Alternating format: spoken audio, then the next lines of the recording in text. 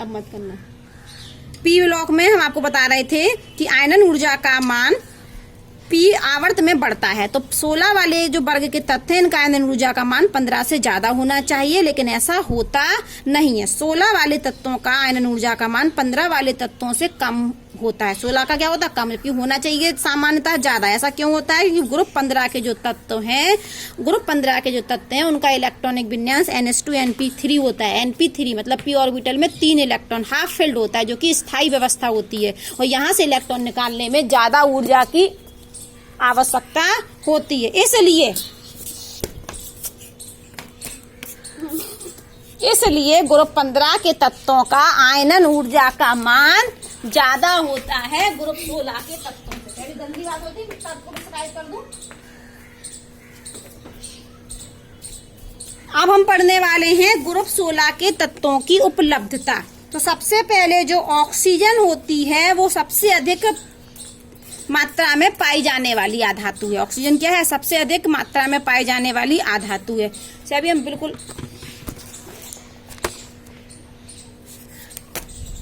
Sulphur सबसे अधिक पृथ्वी पर पाए जाने वाली आधातु है। और जो सल्फर होता है, तो सल्फर हमें कहाँ से मिलता है? सल्फाइड अयस्क से। किससे मिलता है? सल्फाइड अयस्क से। कौन कौन सा? PbS, जिसका नाम क्या होता है? गैलेना।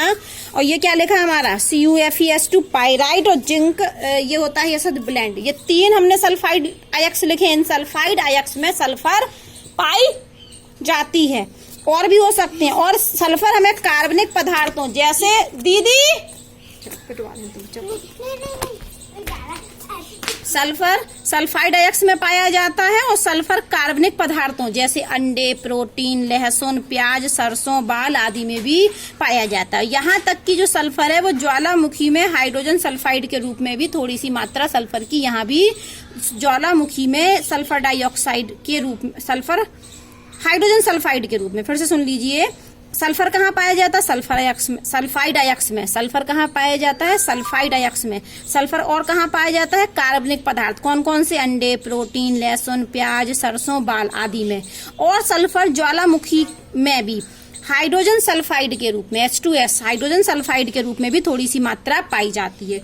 और जो सेलेनियम और टेलुरियम है ये भी सल्फाइड अयस्क में पाया जाता है। और जो पोलोनियम तत्व है वो थोरियम और यूरेनियम खनिज के विघटन उत्पाद के रूप में पाया जाता है। जब हम थोरियम का और यूरेनियम खनिज का क्या करें? विघटन करें, तो जो उत्पाद बनता है वो उत्पाद क्या होता है? पोलोनियम। तो पोलोनियम जो होता है वो थोरियम तथा यूरेनियम खनिजों के विघटन उत्पाद के रूप में पाया जाता है। अब हम पढ़ने वाले हैं रासायनिक अभिक्रियाएं। क्या पढ़ने वाले हैं? रासायनिक अभिक्रियाएं। और रासायनिक अभिक्रिया में सबसे पहले हम पढ़ने वाले हैं ऑक्सीकरण अवस्था। अब आप समझिए, इनका समान इलेक्ट्रॉनिक विन्यास तो होता है NH2NP4। मान लो हम ऑक्सीजन को ले लें, तो ऑक्सीजन के 8 परमाणु क्रमांक होता है, 8 इलेक्ट्रॉन होते हैं, 1s2, 2s2 और 2p4। तो यहाँ पर क्या हो रहा? पहली कक्षा में 2 इलेक्ट्रॉन और दूसरी कक्षा में 2 और 4 6 इलेक्ट्रॉन। तो क्या होगा? ऑक्सीजन को 6 अष्टक पूर्व 6 है बाहरी कक्षा में। ऑक्सीजन की बाहरी कक्षा में कितने इलेक्ट्रॉन है? 6। तो यदि इसको 2 इलेक्ट्रॉन कहीं से मिल जाएं, 2 इलेक्ट्रॉन क्या हो? मिल जाएं, तो इसका अष्टक क्या हो जाएगा? कंप्लीट। तो 2 इलेक्ट्रॉन ये लेगा, तो जब इलेक्ट्रॉन लेगा तो कौन सी ऑक्सीकरण प्रदर्शित करेगा? -2। या वो क्या करे? अपने 6 इलेक्ट्रॉनों को क्या कर दे? 6 इलेक्ट्रॉनों को क्या कर दे? त्याग कर दे। या तो 2 इलेक्ट्रॉन मिल जाए, या 6 इलेक्ट्रॉनों को क्या कर दे? त्याग। तो या तो हमें लिख दे 2 इलेक्ट्रॉन मिल जाए, या 6 इलेक्ट्रॉनों का क्या कर दे? त्याग। ठीक है, 2 इलेक्ट्रॉन या तो मिल जाए या 6 इलेक्ट्रॉनों का त्याग कर दे, तो इसका क्या हो जाएगा? अष्टक पूरा हो जाएगा। वापस सुन लीजिए, यहाँ से हमें समझ में आ रहा है कि इसकी बाहरी कोश में 6 इलेक्ट्रॉन है, तो या तो ये 2 इलेक्ट्रॉनों का क्या कर दे? 2 इलेक्ट्रॉन मिल जाए इसको, या 6 इलेक्ट्रॉनों का क्या कर दे? त्याग। तो इसका क्या हो जाएगा? अष्टक पूर्ण हो जाएगा। तो ये अष्टक पूरा करने के लिए 2 इलेक्ट्रॉनों का त्याग करेगा, या 6 ऑक्सीजन अष्टक पूरा करने के लिए 2 इलेक्ट्रॉन या तो लेगा या 6 इलेक्ट्रॉनों का त्याग करेगा। तो जब ये 2 इलेक्ट्रॉनों को लेगा तो इस पर कौन सा चिन्ह आ जाएगा? माइनस। तो कौन सी ऑक्सीकरण अवस्था प्रदर्शित करेगा? -2।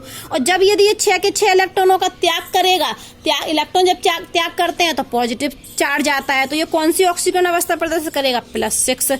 तो हमने आपको बताया था कि ग्रुप 15 के जो तत्व होते हैं वो -3 से, कहां से? -3 से +5 तक प्रदर्शित करते हैं। जबकि ग्रुप 16 के जो तत्व हैं इनकी ऑक्सीकरण अवस्था -2 से +6 हो सकती है। यहां से निकाल लिया हमने कि 2 इलेक्ट्रॉन या तो इसको मिल जाए तो -2, या 6 इलेक्ट्रॉनों का क्या कर दे, त्याग कर दे। जब त्याग करेंगे तो प्लस चार्ज आएगा और जब इलेक्ट्रॉन ग्रहण करेंगे तो माइनस चार्ज आएगा। ऑक्सीकरण अवस्था होती क्या है, जब इलेक्ट्रॉन त्याग करने से या इलेक्ट्रॉन ग्रहण करने पर तत्व पर जो चार्ज आता है, जो आवेश आता है, उसी को हम ऑक्सीकरण अवस्था कहते हैं। तो यहाँ पर ऑक्सीकरण अवस्था 16 ग्रुप के तत्वों की -2 से +6 तक हो सकती है।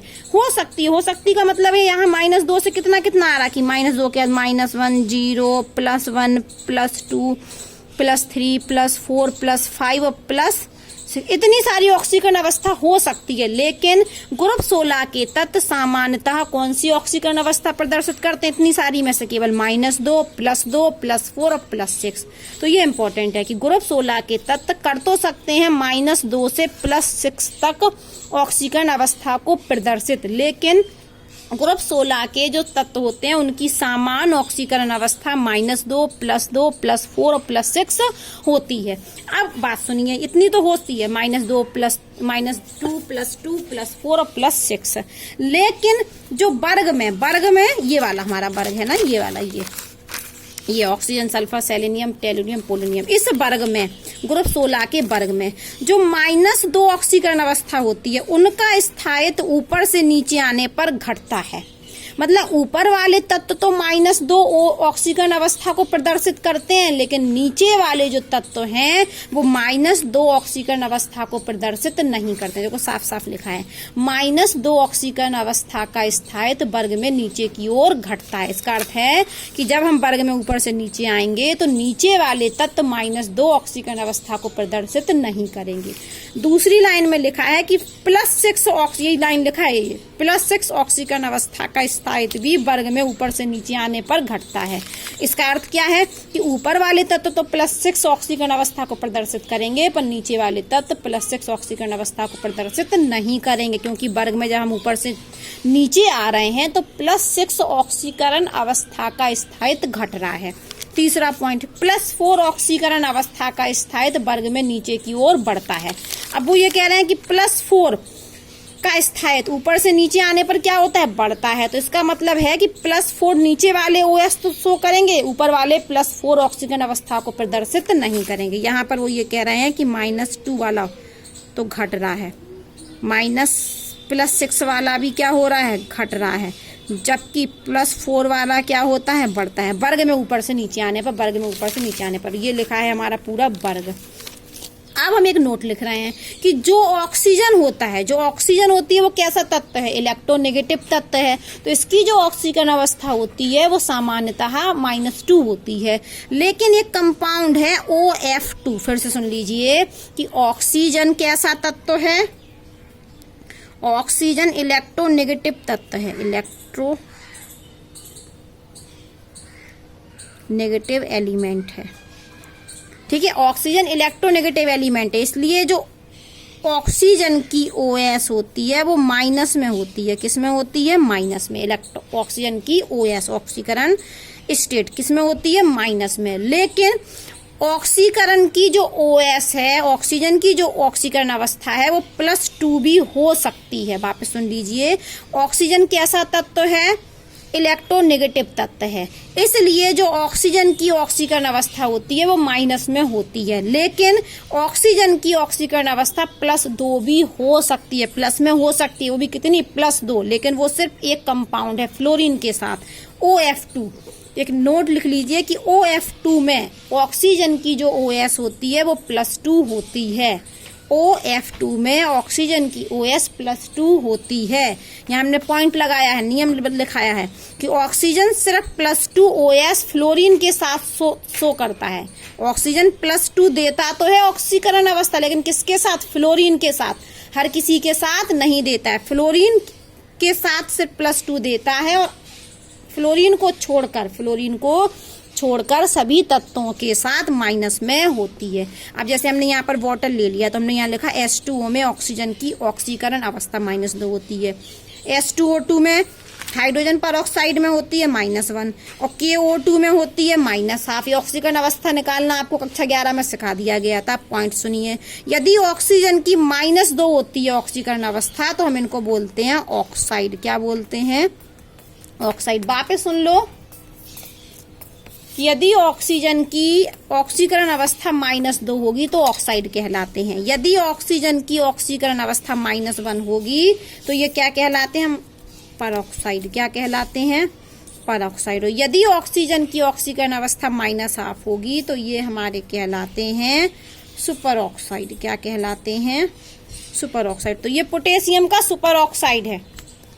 इसका नाम क्या है? Hydrogen peroxide. ये ऑक्साइड है। ये ऑक्सीजन का, हाइड्रोजन का क्या